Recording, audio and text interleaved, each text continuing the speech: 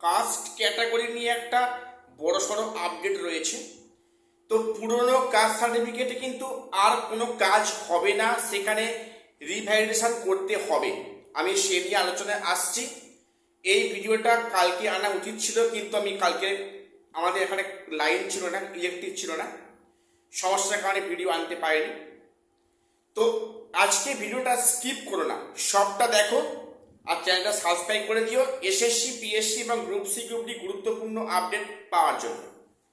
দেখো, যেটা গতকাল প্রেস মিট করে রাজ্য থেকে বলা হলো যে এই সরকার বলল যে 2011 সালের পর থেকে যারা কাস্ট সার্টিফিকেট পেয়েছেন, যারা কাস্ট ক্যাটাগরি হোল্ডার আছেন, তাদের প্রত্যেকে রিভ্যালিডেশন করতে হবে। আচ্ছা, এতে করে কি সমস্যা হতে পারে এবং যে চলতি নিয়োগ প্রক্রিয়া, এখানে কি সমস্যায় পড়তে হবে, কারা সমস্যায় পড়বে? অনেকের তো এখানে চাকরি মানে তাদের প্রার্থী পদ বাতিল হবে, তাদের প্রার্থী পদ বাতিল হবে, আমি এটা জোর দিয়ে বলছি। তো সেটা কাঁধে কাঁধে হতে পারে, আমি সে নিয়ে ডিসকাস করব। প্রথম আজকে বলি আপডেটটা অ্যাকচুয়ালি কি, কেউ বিভ্রান্ত হবে না। দেখো, যেটা সরকার থেকে পরিষ্কার বলেছেন যে 2011 সালের পর থেকে যারা ক্যাটাগরি হোল্ডার আছেন, এসসি, এসটি, ওবিসি, পিএইচ বা সেখানে ইডাব্লিউএস, মানে যারা কাস্ট ক্যাটাগরির মধ্যে পড়ে, তাদের যদি 2011 সালে পরে সার্টিফিকেট পেয়ে থাকেন, তাদের রিভ্যালিডেশন করতে হবে, অন্যথায় এই কাস্ট সার্টিফিকেট কোনো বৈধ বলে মর্যাদা পাবে না, কাস্টে ফেসিলিটি পেতে পারবে না। আচ্ছা, এটা করা কি উচিত ছিল? হ্যাঁ ছিল।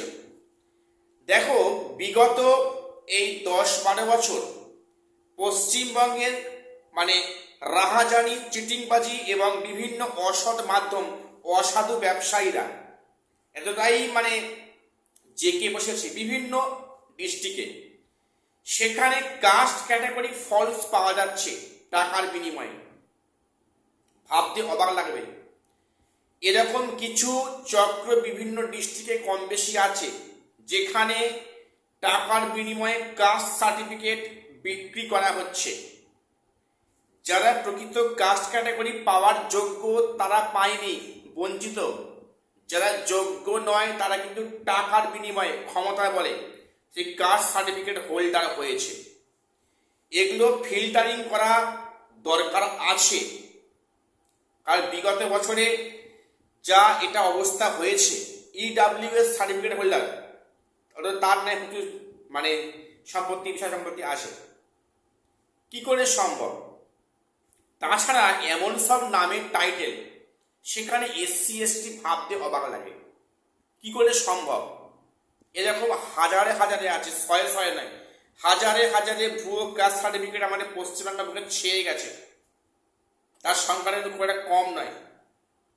যারা প্রকৃতপক্ষে পাওয়ার যোগ্য তারা পায়নি, অযোগ্যটা পেয়েছে।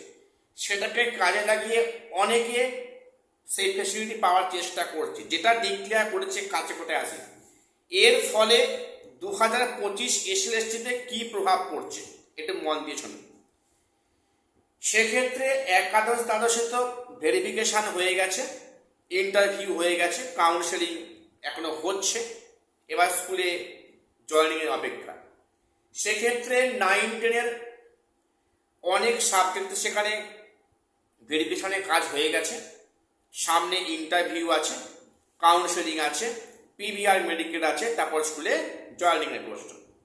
এই প্রক্রিয়াতে এর মারাত্মক প্রভাব পড়ছে। কেন শুনে নাও, যেটা হতে যাচ্ছে কি, চাকরি পাওয়ার পরে হলেও তোমার কিন্তু কাস্ট সার্টিফিকেট রিভ্যালিডেশন করতে হবে। যদি এমন কেউ থাকে, আছে আছে আছে, জোর দিয়ে বলছি আছে, যদি এমন কেউ থাকেন সেই সম্মানীয় ব্যক্তিরা যারা কিনা হয়তো একাদশ দ্বাদশে কাউন্সেলিংয়ের স্কুল চুজ করেছেন, ভুয়ো সার্টিফিকেট হোল্ডার, এই যে এখন রিভ্যালিডেশন করবে তখন এটা ধরা পড়ে যাবে, তাহলে কিন্তু সেই ক্যান্ডিডেট যখন স্কুলে জয়েন করার পরে কিন্তু এটা ধরা পড়ে যায়, তাহলে তা কিন্তু ক্যান্ডিডেচার বাতিল হবে, তার প্রার্থী পদ বাতিল হবে। কাজেই যারা আছেন, যারা আছো ভুয়ো certificate holder, caste certificate holder, be careful, alert হয়ে যাও, তাহলে মান সম্মান সবই চলে যাবে। টাইম থাকতে সাইড হয়ে যাও। এরকম অসংখ্য আছে, বিশেষ করে ইডাব্লিউএস পিএইচ ক্যাটাগরি অসংখ্য আছে, যেটা ভুয়ো সার্টিফিকেট ধারণ করে ঘুরছে, তারা আদৌ ফেসিলিটি পাওয়ার যোগ্য নয়। তো এটা করার দরকার ছিল। এই ফিল্টারিং না করলে কিন্তু কাজের স্বচ্ছতা আসবে না। মানে দিনের পর দিন বিগত কয়েক বছর পুরো মানে বিষয়টা এমন হয়ে গেছে, এখানে মানে কে আসল কে নকল বোঝা খুব টাফ। কাজে এখানে যে ফিল্টারিং প্রক্রিয়াটা হচ্ছে আমার মনে হয় খুব ভালো হচ্ছে। এখানে হয়তো সাময়িক একটু সমস্যা হতে পারে, তো যারা ফ্রেশ তাদের কিন্তু নতুন করে করতে হবে এই রিভ্যালিডেশনের কাজ, এবং এখানে ধরা পড়ে যাবে সার্টিফিকেট হোল্ডার কারা অরিজিনালি কারা অরিজিনালি নয়।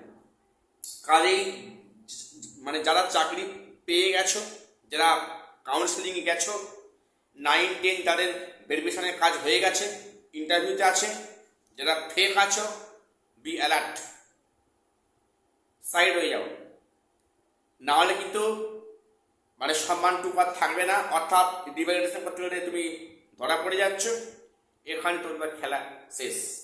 এটা করার দরকার ছিল অনেক আগে। এবারে এই প্রসঙ্গে বলে রাখি একটা বিষয়, যেটা প্রশ্ন করছো বারে বারে, যে তাহলে এই যে নবম দশমের ক্ষেত্রে 3টে সাবজেক্টে ভেরিফিকেশন কবে নাগাদ হচ্ছে একটু বলুন। দেখো এখনো এই বিষয়ে কোনো ডিসিশন হয়নি, তবে আগামী সোমবার মন্ত্রিসভা বৈঠক আছে, ওখানে ডিসিশন হতে পারে। এর সোমবার না এলে বলা যাবে না যে আদৌ এই প্রক্রিয়াটা কবে নাগাদ শুরু হচ্ছে। এখন এই মুহূর্তে বলা টাফ, এবং তারপরে কিন্তু তার পরে 9, 10 ইন্টারভিউ কাজ শুরু করবে স্কুল সার্ভিস কমিশন। এবং হ্যাঁ, তারা আগে কিন্তু তারা কিন্তু ক্লাস 11, 12 কাউন্সিলিং এর কাজ সারতে হবে, তারপরে ইন্টারভিউ কাজ শুরু হবে। তো যাই হোক, এটুকুই আপডেট দেওয়ার ছিল। আজকে আপডেটটা দিতে মানে সময় লেগে গেল, দেরি হলো সমস্যার কারণে, তার জন্য আন্তরিকভাবে দুঃখিত। চ্যানেলটা সাবস্ক্রাইব করে দিও। বিভিন্ন সময়ে খুঁটিনাটি গুরুত্বপূর্ণ আপডেট সবার আগে পাওয়ার জন্য চ্যানেলটা সাবস্ক্রাইব করে রাখো। আর শেষ করলাম, দেখা হচ্ছে পরে কোনো